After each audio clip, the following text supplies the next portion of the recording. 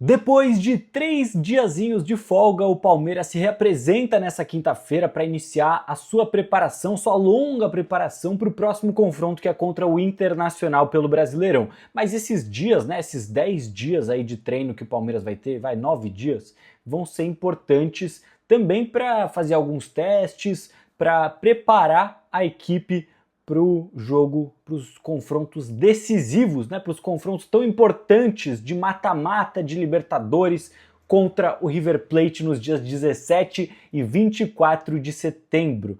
Um duelo aí que vai ser um dos mais importantes do Palmeiras no ano. E vamos ver como é que chega o River Plate para essa partida. Eu peguei aqui o histórico dos últimos jogos do River Plate. Você sabia que o River Plate está vivendo uma grande fase? Você sabe quem é o jogador do River com mais jogos ou com mais gols? Vamos ver tudo isso daqui a pouco, que a gente já está na expectativa para esse duelo tão aguardado entre Palmeiras e River Plate do Marcelo Galhardo, né? Então o Palmeiras vai ter esse período de preparação. Será que joga o Andreas Pereira? Será que vai estar disponível também o Rafael Veiga? A gente vai falar sobre tudo isso nesse vídeo aqui. Mas antes eu quero pedir para você se inscrever no nosso canal. Se inscreve aqui no Verdazo, ajuda a gente a chegar aí a 100 mil inscritos, quem sabe ainda esse ano bater 50 mil, né? Vamos crescer aqui no YouTube. Se você já é inscrito, segue a gente também nas redes sociais, que a gente está crescendo bastante lá no Instagram, no TikTok, que é o nosso projeto aí que a gente iniciou mais recentemente, mas já são mais de 2 anos aí de TikTok também do Verdazo. A gente está nesse projeto bacana lá também. Twitter, Facebook, né? São duas redes onde a gente tem uma base muito forte também. Então, encontrem a gente lá. E tem o Threads também do Instagram, né? O Threads da Meta, né? Que é como se fosse o Twitter. Ele é outra rede muito bacana, onde a gente tem conteúdo todos os dias, porque muitas das coisas que vão para o Instagram vão também para o Threads, outros conteúdos diários lá sobre o Palmeiras. Beleza? Vamos lá, então. Olha, o River Plate, não sei se você sabia disso, mas o River Plate ele vive uma grande fase. Ele está numa sequência invicta. Essa grande fase, na verdade, teve alguns sustinhos. A gente vai falar sobre isso. Mas o River, ele está a 13 jogos sem perder, tá? Porque desde o confronto contra a Inter de Milão na Copa do Mundo de Clubes, né, quando o River foi eliminado da Copa do Mundo de Clubes na fase de grupos, o River não perdeu mais nenhum jogo. É claro que ser eliminado na fase de grupos foi um resultado decepcionante para a torcida do River. Só que eles também tinham aquele grupo que tinha o River Plate, não, desculpa, a Inter de Milão, que é uma equipe forte, né, apesar de não ser a mais forte da Europa, né, o Fluminense venceu eles na Copa do Mundo de Clubes, por exemplo, mas não conseguiu vencer o Chelsea. É uma equipe forte, e também o Monterrey, que deu trabalho, tá? O Monterrey do Sérgio Ramos é um time forte também, mas enfim, é claro que é uma campanha um pouco decepcionante do River Plate na Copa do Mundo de Clubes, e desde então o River engatou uma sequência forte aqui, tá? Ó, depois da Copa do Mundo de Clubes, foram 3 jogos ali pelo Argentinão, que é com 2 vitórias e um empate, até que na Copa Argentina o River passou o carro nesse San Martín Tucumán. Não conheço esse clube, mas depois empatou com o Independiente fora de casa no Argentinão. Aí veio a Libertadores. Na Liberta, o River passou um sufoquinho, viu? O River empatou em 0-0 com o Libertad no Paraguai, e no Monumental de Núñez o River venceu por 2-1 nos pênaltis, né? Então empatou em 1-1 e venceu por 2-1. Olha que esquisito, né? Venceu por 2-1 o Libertad do Paraguai nos pênaltis. Aliás, 3-1 nos pênaltis, tá? Só para passar a informação correta, o River venceu o Libertad nos pênaltis, então foi no sufoco. E outro que foi no sufoco também foi na Copa da Argentina contra o Unión Santa Fé, tá? O River teve que levar para pênaltis esse jogo também e venceu só nos pênaltis por 4-3 contra o Unión Santa Fé, tá? Então assim, o River vem de uma sequência invicta, penou para vencer o Libertad e o Unión Santa Fé. Mesmo assim, está em primeiro lugar do seu grupo, né? O Campeonato Argentino é dividido em 2 grandes grupos, de 15 times cada. E o River está num grupo que tem o Vélez Sarsfield, que também é um outro clube que está na Libertadores, tá no grupo do Lanús, está no grupo do São Lourenço, enfim, alguns outros times, né? O Talleres, o Independiente, o Independiente está em último lugar no grupo B do Argentinão, e o River está em primeiro com 15 pontos, tá? Um acima do Vélez Sarsfield. O River, na verdade, é o líder geral, se você for parar para olhar, porque no grupo A, o líder, que é o Barraca Central, tem 14 pontos. Né? O rival Boca tem 12.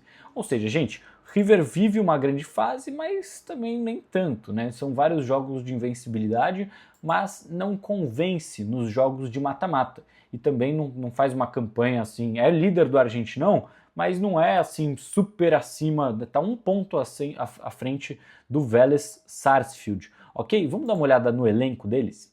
Porque vocês vão se surpreender com isso aqui. Sabe quem é o jogador com mais jogos na temporada pelo River Plate? É o Armani, o goleiro Armani. Beleza, normal, né? O goleiro é o jogador com mais jogos. Mas empatado com o Armani, são 2 caras. Armani com 37 jogos e com 37 jogos na temporada também o Miguel Borja. Sim, o Borja, antigo conhecido, também tem 37 jogos na temporada, ou seja, é o jogador de linha com mais jogos no River no ano. É um jogador importantíssimo, apesar de ter apenas 7 gols nesse ano, né? Já, enfim, não é um número baixo, né? É mais do que, por exemplo, o elenco do Palmeiras, que é um elenco, né, mais dividido. O Vitor Roque chegou mais para frente, enfim.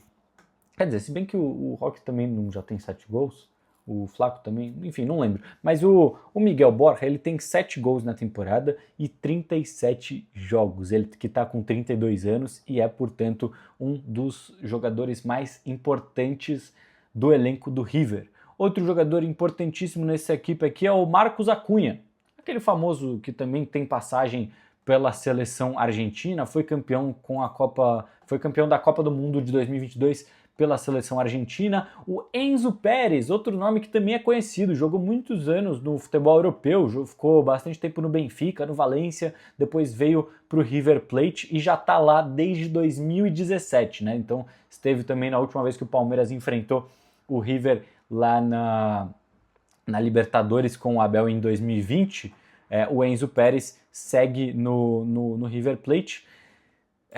Quem mais? O Marcos Acunha, beleza? E quem é o artilheiro do River? O artilheiro com 10 gols, né? Pouco a mais aí do que o Miguel Borja, é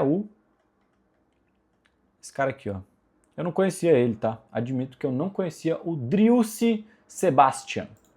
Ele tem 10 gols na temporada pelo River Plate, tem 29 anos, jogou alguns anos no Zenit, lá em 2013, 14, ficou até 2017, aí jogou 4 anos no Zenit, depois mais 4 temporadas na MLS, no Austin FC, tá? Onde foi bem, meteu vários gols, teve uma temporada que ele meteu 25 gols em 37 jogos, e ele hoje é o homem-gol do River, né? Apesar do Borja ser o centroavante titular, ele é o que tem mais gols na temporada. Esse é o elenco do River, que, como eu falei para vocês, vive um bom momento em relação a resultados, mas passou aos trancos e barrancos na Libertadores, passou aos trancos e barrancos também na Copa da Argentina, né? Bom, é um confronto que é acessível para o Palmeiras, mas não dá para brincar, até porque a gente está falando do River Plate, um dos times mais tradicionais da Libertadores. A gente está falando de Marcelo Gallardo, que é um dos maiores técnicos da história do clube, já foi campeão da Libertadores, já foi finalista, né? Enfim, já tem grandes campanhas, tem até estátua na porta do estádio do River Plate, né? Acho que tem história como jogador também, né? Então ele é realmente um dos gigantescos. Não dá para menosprezar a equipe, apesar de não estar no melhor momento histórico, né? Não ser mais aquele River Plate do Gallardo, aquele antigo que enfim, foi 2 vezes campeão da Libertadores, foi finalista também contra o Flamengo e... enfim, estádio Monumental de Núñez hoje cabem 84 mil pessoas, então jogar fora de casa é claro que vai ser um desafio. E o Palmeiras chega para esse duelo, já vai ter o Andreas Pereira à disposição, ele já está no bid. Aí fica aquela questão, você acha que o Andreas Pereira deveria ser titular contra o Inter no dia 13? O Andreas esteve, na primeira rodada da Premier League, ele esteve no banco do Fulham, mas ele não saiu do banco. O último jogo competitivo, né, de Premier League, né, o último jogo grande que ele jogou, foi contra o Manchester City na temporada passada, lá em maio. Esse foi o último jogo grande do Andreas como protagonista, né? Jogou até um jogo de eliminatórias pela seleção, mas nem saiu do banco. Então, ou saiu e jogou pouco, né? Enfim, não foi protagonista. Então, ele não joga, e mesmo a partida de eliminatórias pela seleção brasileira, não é um nível de competitividade de uma Libertadores. Só que também você colocar esse cara que está tanto tempo sem jogar logo contra o Inter, apesar dele ter feito uma pré-temporada forte, né? Ele fez uma pré-temporada forte com o Fulham, mas o último jogo dele como protagonista da equipe, o último jogo competitivo foi lá em maio contra o Manchester City na Premier League. Então assim, será que vale a pena já colocar ele de titular contra o Inter? Colocar 90 minutos? É claro que vai entrar também a opinião da equipe médica do Palmeiras, né, do departamento médico, que vão fazer avaliações físicas. Fisicamente ele deve estar bem. Agora, ele não conhece o Allianz, né, nunca esteve no Allianz lotado, não sabe como é. Eu não sei se eu colocaria ele direto como titular contra o Inter, mas ao mesmo tempo ele precisa ganhar ritmo para estar à disposição, estar pronto para encarar o River Plate lá na Argentina. O que você acha? Qual que é a sua opinião sobre esse assunto? Comenta aqui embaixo. E é isso. Com isso vamos encerrando a pauta de hoje. Eu quero saber também o que você quer ver aqui nesses próximos dias, né? A gente vai ter os treinamentos do Palmeiras, amanhã o Verdão volta a treinar, de olho na sequência da temporada, aí, né, os confrontos contra o Internacional e River Plate, como a gente estava falando.